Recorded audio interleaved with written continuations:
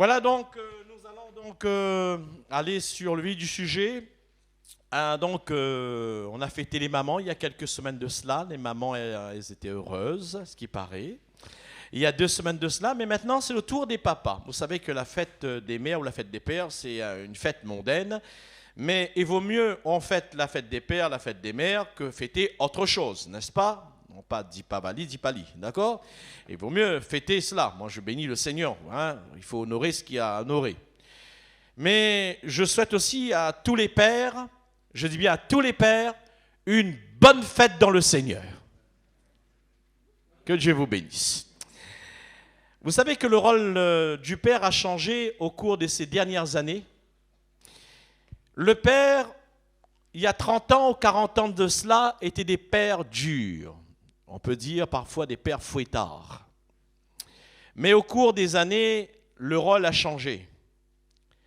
Et auparavant, le devoir du père, c'était, bien sûr, ça n'a pas changé, mais c'était quand même lui, tout reposait sur lui, concernant tout ce qu'on appelle financier.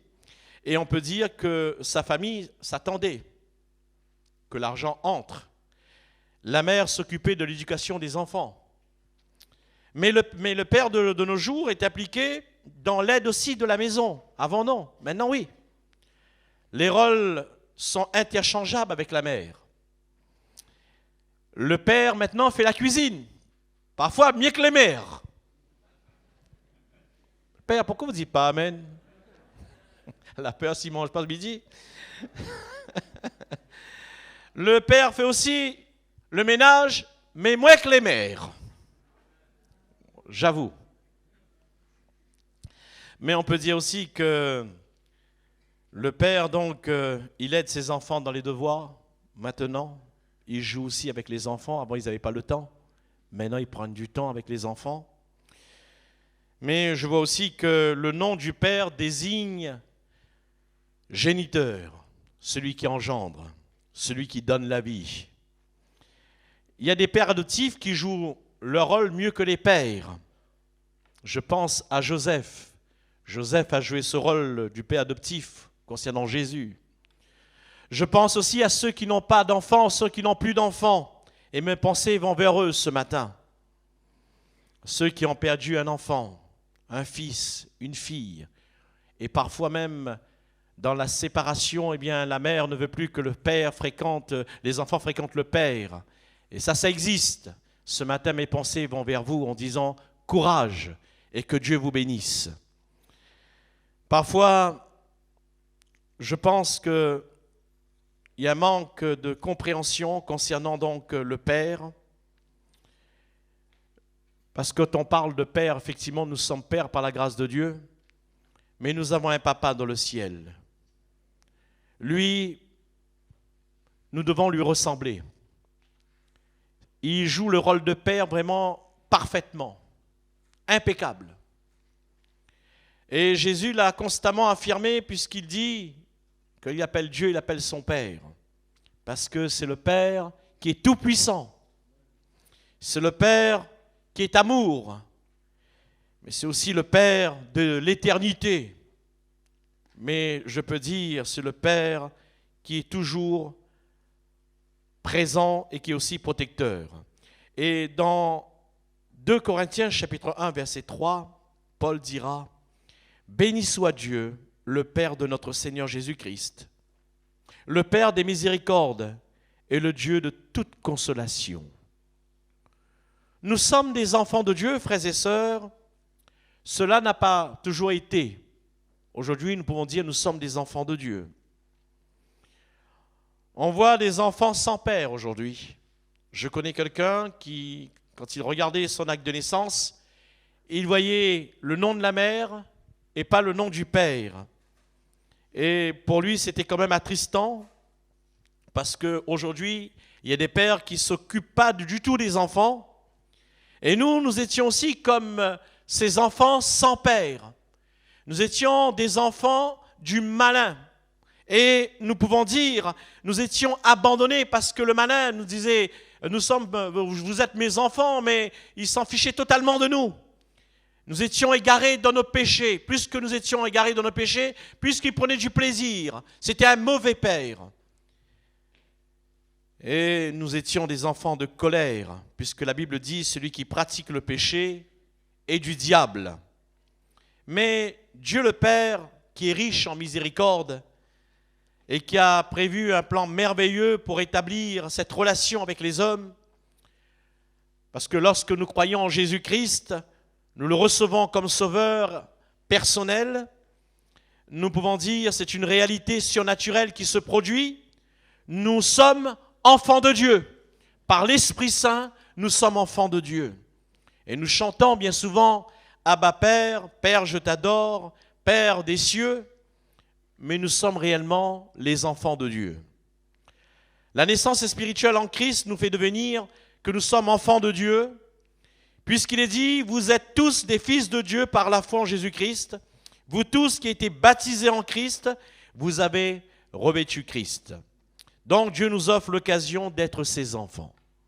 Nous sommes ses enfants. Puisqu'il est dit, voyez de quel amour Dieu nous a témoigné pour que nous soyons appelés enfants de Dieu, et nous le sommes, la Bible dit. Les chrétiens sont adoptés et deviennent le membre d'une famille de Dieu. Nous sommes une famille de Dieu. Nous sommes les enfants de Dieu, nous sommes une famille. Paul dit, l'Esprit lui-même rend témoignage à notre esprit, nous sommes des enfants de Dieu. Nous sommes des enfants par adoption. Parce que lorsque les temps ont été accomplis, il a envoyé son Fils, né d'une femme, né sous la loi, afin qu'il puisse nous racheter. Une vilaine façon de vivre. Et il nous a adoptés. Et comme Dieu est notre Père, nous devons aussi nous efforcer d'être des pères pour nos enfants. Je m'adresse à vous, pères, d'être des pères pour nos enfants. Si nous les sentons parfois éloignés, ça arrive. Prenons l'exemple sur Dieu. Lui, c'est un père qui est toujours présent, un père qui est toujours accueillant. Être père, c'est prendre son rôle à cœur. Être père, donc, il faut demander au Seigneur de nous aider dans cette mission. C'est une immense responsabilité. Et Dieu nous donnera ce qu'il faut pour que nous puissions l'accomplir, même si parfois nous sommes faibles dans ce domaine. Faisons tout pour que nous soyons donc des pères comme Dieu le veut. Dieu est un père qui aime. Je veux ressembler à Dieu parce que c'est un père qui aime. Les enfants ont besoin d'amour. Les enfants ont besoin d'être rassurés. Les enfants ont besoin d'être rassurés qu'on les aime. Je ne sais pas pour vous, mais eh bien, parfois nos enfants disent « Papa, tu m'aimes ?» Bon, on dit oui. Tout à l'heure, « Papa, tu m'aimes ?» Oui, mais à un moment donné, on dit « Arrête, s'il vous plaît. » Et nous, on est comme ça, oui ou non? On est comme ça, on veut se sentir aimé. Et c'est pour cela que nous venons souvent dans la présence de Dieu. Et l'amour de Dieu, frères et sœurs, c'est un amour qui est riche. C'est un amour en fidélité. Et nous peut dire que cet amour touche notre cœur et nous remplit de reconnaissance, d'amour envers lui quand il nous donne cet amour. Dieu nous aime. Et il nous aime, cet amour n'est pas conditionnel. Et on peut dire que cet amour, il est basé uniquement sur le fait que Dieu est amour. C'est pour cela que nous sommes remplis d'amour. Dieu est amour. Cet amour est manifesté dans le fait qu'il donne aux gens la possibilité de se repentir. C'est cela l'amour. Il nous donne la possibilité de réaliser ce que nous sommes. Mais son amour pour le monde ne veut pas dire qu'il continuera d'ignorer le péché. Parce que Dieu est juste. Le péché ne peut pas rester éternellement impuni. Si nous avons fait quelque chose, laissez-moi vous dire, il va nous corriger. Dieu nous invite à aimer nos enfants sans condition, sans faire de préférence. Il aime les chrétiens et ceux qui ne le sont pas. Comprenez cela? Il nous aime, d'accord, mais il y en a qui sont encore dehors. Dieu les aime quand même. Et nous ne devons pas les juger, bien au contraire. Il veut que nous puissions sortir de notre mauvaise voie, changer de voie. Nous devons voir combien Dieu use de patience envers nous. Oh, la patience de Dieu. Alors aimons nos enfants de manière inconditionnelle, sans faire de préférence, d'accord? Aimons-les avec d'autant d'amour qu'on peut les donner. Mais l'amour humain est un amour rempli de faiblesse, j'ai remarqué, et aussi de maladresse. Combien de fois nous croyons bien faire, mais nous sommes à côté avec nos enfants. Nous croyons bien faire, mais parfois nous ratons le but. Usons de patience envers eux, comme Dieu est patient envers nous. L'amour supporte tout, comme dit dans 1 Corinthiens chapitre 13. L'amour supporte tout. Si je n'ai pas l'amour, je ne suis rien. L'amour que nous avons pour nos enfants, il faut leur donner au maximum. Il faut. Nous devons les aider. Cet amour est plein de bonté. Cet amour ne cherche pas son intérêt. Nous devons agir dans leur intérêt, non pas seulement dans notre propre intérêt. Nous ne devons pas faire vivre nos enfants par procuration. Je veux que cet enfant soit comme cela. Parce que moi, je voulais être, je n'ai pas pu, donc je voudrais qu'il soit comme cela. Mais il sera comme Dieu le veut. C'est comme cela. Les aimer, c'est les éduquer, leur enseigner entre le bien et le mal. C'est très important. L'amour ne s'hérite pas. Il dit, Père, n'héritez pas vos enfants. Ici, il ne s'agit pas de l'éducation, mais il faut reprendre nos enfants. Reprendre quand il faut. Non pas les hériter par un comportement contraire à la parole de Dieu, par des agissements, des paroles qui sont incompatibles à la parole de Dieu. Nous sommes peut-être maladroits, mais quand c'est comme cela, il faut dire, Seigneur, pardonne-moi. Nous rectifions les choses. Ce sont nos enfants. Ce ne sont pas les enfants du voisin, mais ce sont nos enfants. L'amour excuse tout. Elle croit tout. Elle supporte tout. Nous voyons bien que nous ne pouvons pas être comme Dieu. Mais une chose qui est sûre, nous devons lui ressembler. Comme lui nous aime, nous devons aussi aimer nos enfants. Comme lui nous aime. Tendre à cela. Ecclésiaste, il est dit, il vaut mieux un plat de verdure, là où règne l'amour, qu'un bœuf engraissé, s'il y a de la haine. Père, ce n'est pas grave si notre porte-monnaie n'est pas bien rempli pour que nos enfants puissent faire beaucoup de loisirs. Ce n'est pas grave.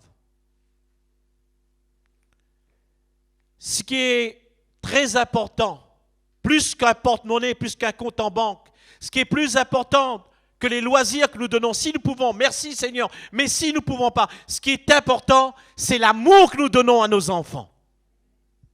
C'est ça qui est important. L'amour que nous donnons à nos enfants. La manière dont on regarde, on parle avec nos enfants. Je peux dire aussi parfois avec nos épouses, parce que parfois entre nous, nous sommes un peu durs. Oui ou non, frère? Ça nous arrive, frère. Nous sommes ce que nous sommes.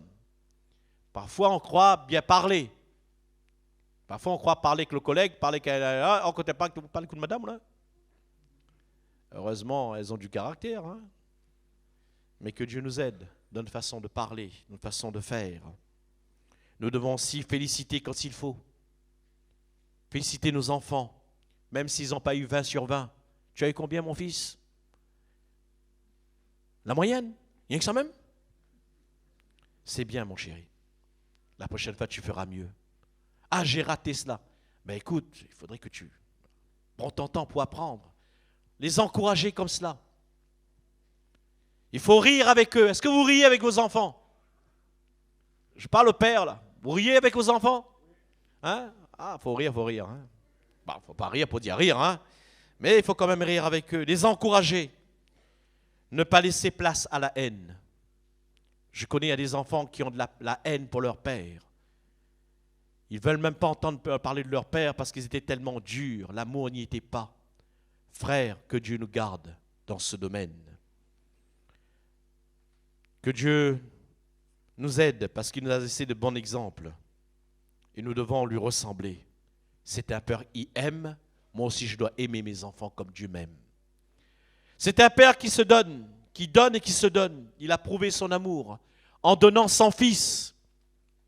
C'est pour ça qu'il dit, mais voici comment Dieu prouve son amour envers nous, alors que nous étions encore pécheurs, Christ est mort pour nous. Il a donné son Fils. Dieu nous aime. C'est pourquoi il a donné son Fils.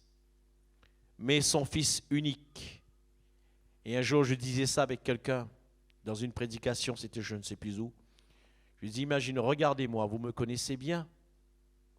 Vous connaissez mon caractère, vous connaissez bien. Imaginons demain, on m'enlève. Il dit, mais on libère cet homme à condition, vous donnez votre fils, votre fille à la place, on va l'exécuter à la place de cet homme. Vous faites quoi? Pour moi.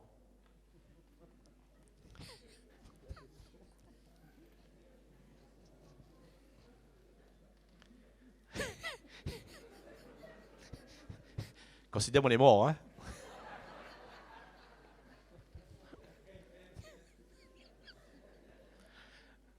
Même ma femme m'a dit, allez, pas grave. Frère, c'est peut-être, ça fait sourire. Vous ne pensez pas Dieu, il a fait la même chose? Quand il a vu notre tête, il a vu notre comportement, tout ce qui suit, il dit, il faut me donner mon fils pour Bougla, il faut me donner mon fils pour Forme-là. Et il a donné, alléluia. Il a donné, sans condition, il a donné son fils. Parce qu'on ne mérite rien. Mais il a donné. Il savait très bien quelle vie on avait auparavant. Nos petites combines et tout ce qui suit. Il a donné quand même son fils pour nous. Et c'est pour ça, ce matin, ça doit nous pousser à le louer, à le bénir. Donc, donnons pour nos enfants le meilleur. Notre temps. Passons du temps avec nos enfants. Parce que le temps passe tellement vite. Aujourd'hui, nos enfants ont 10 ans, demain ils auront 15 ans, bientôt ils quittent la case. Et si on a 5 chambres, on retrouve 5 chambres tout seul. Vide. Et tant qu'on a la possibilité, on doit passer du temps avec eux. Ce serait dommage de regretter plus tard. Nos compétences, si nous en avons, partageons. Nos connaissances. Et surtout, parlons-leur du Seigneur. Racontons notre témoignage. Donnons à nos enfants le meilleur. Et quand ils se présentent devant nous, en disant, mais pour quelle raison tu pries? Pour quelle raison le dimanche, il faut venir à l'église tout le temps? Vous allez leur dire, parce que Dieu a changé ma vie. Dieu a transformé ma vie. Il y a quelque temps cela, je disais avec le plus grand, aujourd'hui je t'embrasse, je te dis, oh, je t'aime beaucoup. Mais il y a 25 ans cela, je t'aurais mis de côté. Il y a 25 ans cela, peut-être j'aurais fait des choses qu'il ne faut pas. Parce que j'étais un homme méchant. Aujourd'hui, je t'embrasse parce que Dieu a changé ma vie. Et c'est pour ça que tu dois le bénir et le louer. Alléluia. C'est la même chose pour nous. Aujourd'hui, nous prenons nos enfants. Je t'aime, je t'aime. Mais avant, est-ce qu'on faisait ça auparavant? Non. Parce qu'il a changé nos vies, frères et sœurs. Il a donné son Fils afin que nos vies soient transformées. Mais c'est un Père présent. Nous sommes des pères limités, saturés par notre responsabilité de père. Et souvent, nous sommes impuissants face à des situations qui nous dépassent. Jésus dit quand c'est comme ça, nous ne sommes pas seuls, puisqu'il est dit, quand tu pries, entre dans ta chambre, ferme la porte et prie ton Père qui est là dans le lieu secret, et ton Père qui te voit dans ce secret te le rendra. Il ne parle pas de Dieu, il parle ton Père, ton papa, comme dit Mauricien, mon papa, dans le ciel qu'il a, présent. Et nous avons toutes les raisons pour lesquelles nous devons prier. C'est quelque chose de surnaturel, exceptionnel, de savoir que Dieu est celui qui nous écoute. Alors ayons un rendez-vous avec ce Père. Dieu nous reçoit et nous allons avoir l'assurance que Dieu nous reçoit, qu'il nous entend aussi parce que c'est le Père Tout-Puissant. Alors nous aussi, nous devons être présents pour nos enfants. Soyons là quand ils ont besoin de nous. Soyons présents. Lorsque parfois ce n'est pas le cas, eh bien, essayons d'être là. Efforçons-nous d'être à l'écoute de nos enfants. C'est vrai que parfois ils parlent trop.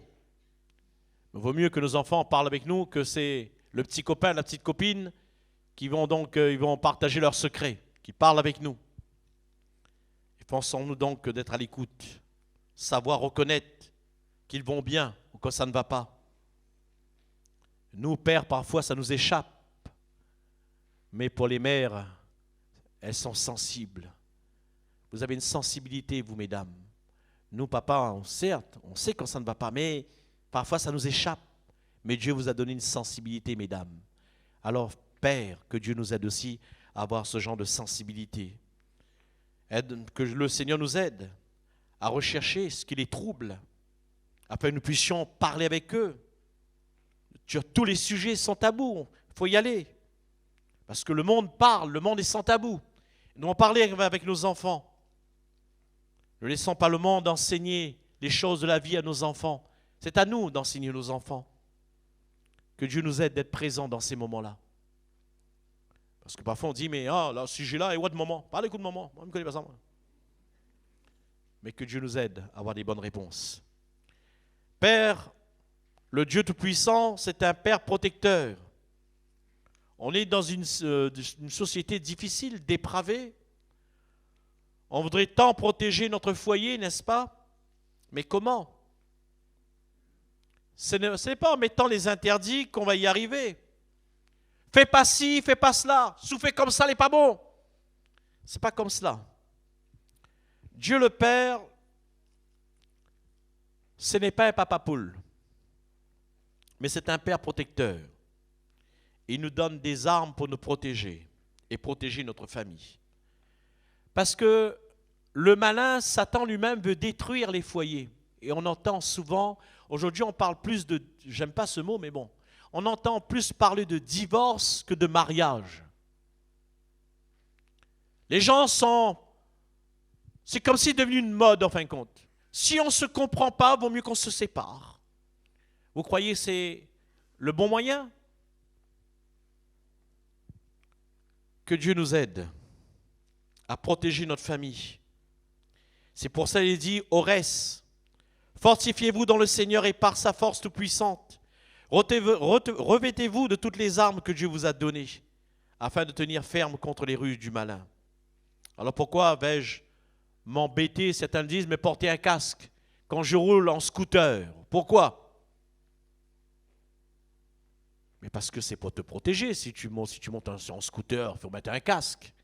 Mais Dieu nous a aussi des armes. Il a tout prévu afin que nous puissions remporter des victoires. Dieu prend soin de l'Église, qui est son épouse, qui le protège. Et Dieu nous appelle à faire de même. C'est notre responsabilité. Malheureusement, Adam n'a pas pu faire parce qu'il a échoué dans sa responsabilité, dans ce jardin d'Éden, en laissant sa femme gérer la situation à sa place.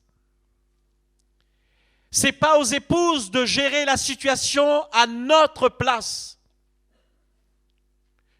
Adam avait la responsabilité de gérer le jardin. La Bible dit que Ève est une aide, elle est l'aide, elle aide, elle est à côté d'Adam. Mais elle n'est pas responsable. Nous ne sommes pas plus que nos femmes, mais nos femmes ne sont pas plus que nous. Mais nous, étant pères, étant hommes, chefs de famille, nous avons cette responsabilité devant le Seigneur. Dans toutes choses. C'est vrai que nous pouvons parler avec nos épouses parce que nous sommes hommes, il y a des choses qui nous dépassent. Nous devons parler avec nos femmes parce que parfois elles ont aussi des bonnes idées. Elles savent ce qui se passe dans le foyer. On discute. En échange, non pas « Oh, tu me saoules, moi je connais mieux que toi. Tais-toi. » Non, c'est pas cela. Parce que sinon, quand Dieu il a créé Ève, c'était pas en côte à côte. C'était sous le pied, une serpillière. Mais Dieu vous a mis côte à côte avec l'homme, afin que vous soyez l'aide de l'homme, mais l'homme est le chef du foyer. C'est lui qui doit gérer. Et le chef, c'est pas dire je commande. C'est moi le général de la case. Général de Gaulle, à moi. C'est pas cela le chef. Parce que si c'est chef comme cela, vous arrête, hein. Mais le chef, c'est celui qui est là. qui prend ses responsabilités. Mon fils, ça ne va pas, je viens. Ma fille, ça ne va pas, je viens. Ma femme, ça ne va pas, je viens. Et je protège mon foyer contre toutes sortes de prédateurs. C'est notre responsabilité. Combien de ceux qui ne combattent plus dans le domaine spirituel? Combien? Combien ceux qui louent plus? Combien ceux qui ne prient plus? Combien ceux qui ne viennent plus aux réunions de prière quand ils ont la possibilité? Combien ceux qui ne font plus même plus le culte familial? Combien ceux qui encouragent même plus leurs enfants à venir au club? Ah, t'as pas plus envie, t'as pas envie de venir, tu es fatigué, ben oui, tu as fait de... Reste à la maison. Comment reste à la maison? On parle de Dieu dans le club. C'est pas le club Med. Je t'envoie au club pour que tu puisses apprendre qui est le Seigneur. Père, cher Père, nous devons nous engager dans ce domaine spirituel afin de protéger ceux que le Père Céleste nous a laissés. Nous sommes responsables et Dieu nous a donné cette responsabilité. Paul a choisi de décrire la protection qui nous est offerte en Christ en utilisant l'image de l'armure. Il dit, tenez donc ferme, ayez à vos reins la vérité pour ceinture. Il faut dire la vérité quand il faut. Je dis souvent, faites attention que le mensonge entre dans la maison. Au moment que le mensonge entre dans la maison, Père, je parle à vous, au moment que le mensonge entre dans la maison, c'est la confiance qui est brisée. Et quand la confiance est brisée, il n'y a plus d'amour. Je vous ai déjà raconté, moi je le fais souvent pendant les mariages, et peut-être il y a quelqu'un qui est nouvelle, allez, pour ceux qui ont déjà entendu, allez, répète. C'est vrai, je venais juste me marier. Caroline achetait un joli petit haut, c'était joli le petit haut, elle était contente. Alors, moi je voulais faire plaisir, mettre tout dans la machine à laver pour faire plaisir, parce qu'elle est allée travailler, je dis je vais faire plaisir, j'aime pas trop faire le ménage, je vais faire quand même la machine à faire pour moi. Et j'ai tout mis dedans, moi. J'appuie sur le bouton, et puis sur la fin, je tire les vêtements pour mettre sur la corde, mais ouais, un t-shirt n'a rien à voir. Ça, il sort t-shirt là. Alors j'essaie de réfléchir. Et c'est là que j'ai vu que c'était le t-shirt que j'ai mis dans la machine, j'ai fait n'importe quoi avec. Alors je dis, là, ça arrivé, ça a crié. Gna, gna, gna, gna, gna, gna, gna. Alors j'ai pris le t-shirt, j'ai mis des à la machine à laver, j'ai attendu qu'elle parte travailler, et j'ai dit, comme cela, moi, si elle me pose la question, est-ce que tu m'avais mon t-shirt? Je lui dirais, suis-je gardien de ton t-shirt?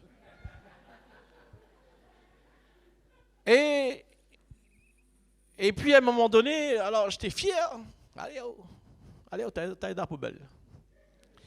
Mais il y a une phrase, je pense que le Seigneur a mis sur mon cœur, a dit, si tu commences avec ce genre de mensonge, demain ce sera quoi?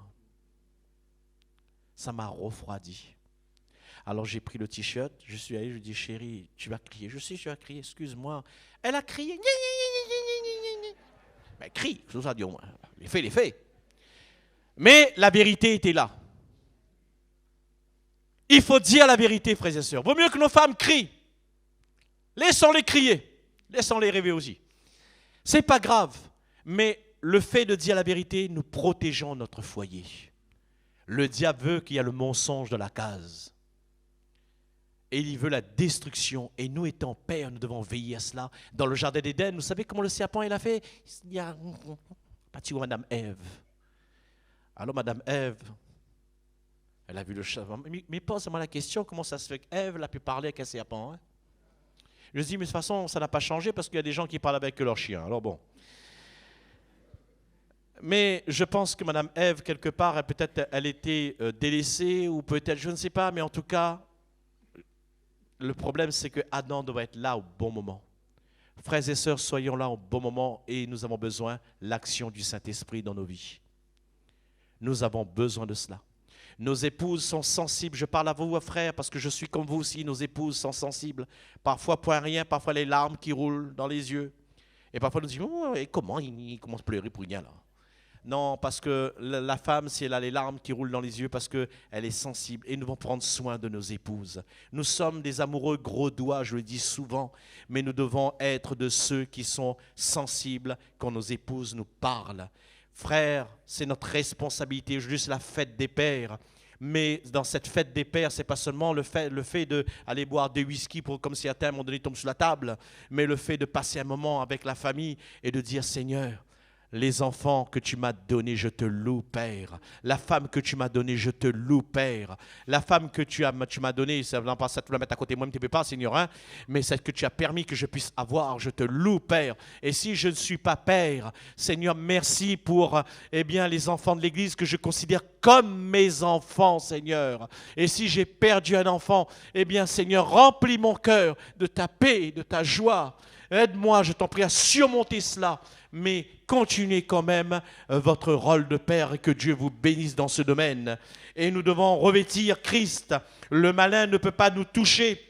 Il va essayer par tous les moyens, mais nous aurons bien sûr les armes qu'il faut, la ceinture de la vérité qui est le moyen de défense contre le mensonge du malin qui veut nous faire croire que, étant père, nous avons tous les droits. Nous n'avons pas tous les droits, frères et sœurs. Celui qui a tous les droits, c'est le Père des pères. Nous n'avons pas tous les droits, nous avons des responsabilités. Et notre droit, nous, c'est de veiller sur notre famille et que Dieu nous aide dans ce domaine. C'est très important et de prendre l'exemple sur le Père. Il peut que nous ayons à l'esprit une pensée qui n'est pas en accord avec la vérité de Dieu, nous devons repousser pour ne pas tomber dans les pièges du diable. Ça va arriver à un moment donné, ne vous inquiétez pas, ça arrive même plus grand. Il viendra, on a peut-être un poupée Barbie, il va passer un poupée de Barbie, il passe devant vous autres, quand il passe côté haut, je lui dis, mais un clin d'œil, il dit, non, moi, il a un phare, là, c'est bon comme ça, pas besoin d'un clin d'œil, moi. Ma femme, elle est aussi belle, alléluia. Pourquoi vous dites pas amen, frère? Ma femme, elle est belle et je suis content d'être avec mon épouse parce que c'est Dieu qui me l'a donné. Et quand Dieu me donne quelque chose, ce n'est pas suivi d'aucun chagrin. Parce que bien souvent, on cherche la beauté, mais la beauté ne se trouve pas dans l'amour. La beauté est passagère. La preuve, on met bien sûr des pommades anti-rides, n'est-ce pas? Botox sur botox. Crème de nuit, crème de jour, on a peur. On tire dessus. Mais ça part. Ma femme, je vous dis, parce que je parle à vous, père, on est bien père, c'est bien cela, hein, on est bien, hein, d'accord, hein? Mais je l'ai connue, cette Caroline, elle avait 20 ans. Quand je l'ai vue, j'ai dit, waouh! Aujourd'hui, que voulez-vous? Aujourd'hui, on a 19 ans bien, mariage bientôt. Les années ont changé, mais elle est toujours aussi belle, ma femme. Comprenez, les frères? On doit voir cela comme cela. Les cheveux ont blanchi. Nous, on n'est pas meilleurs. Hein? La figure la grâce un peu. Nous, de l'autre côté, vous avez fait comme ça. Mais c'est quand même nos épouses. Et nos enfants, ils grandissent. Bénissons le Seigneur. Ils grandissons dans la présence de Dieu. Frères et sœurs, Père, je vous souhaite une bonne fête de Père. Bonne fête des Pères dans le Seigneur. Soyez renouvelés de la présence de Dieu. Que Dieu vous bénisse.